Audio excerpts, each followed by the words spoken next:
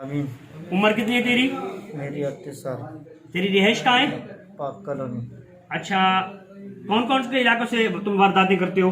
नाजनाबाद, गुलबहार side area, इधर की तरफ वारदातें करता हूँ। किस चीज़ों को लूटते हो तुम लोग?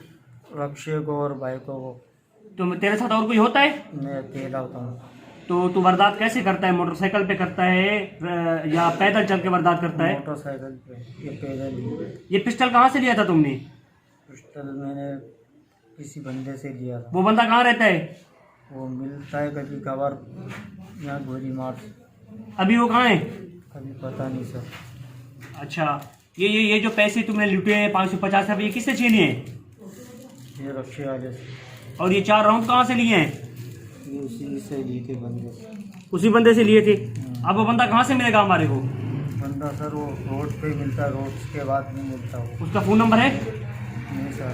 तो पहले तुम कौन से थाने से बंद हुए हो? पहले पाक कॉलोनी से। कौन से केस में बंद हुए हो? 23 से 1 में।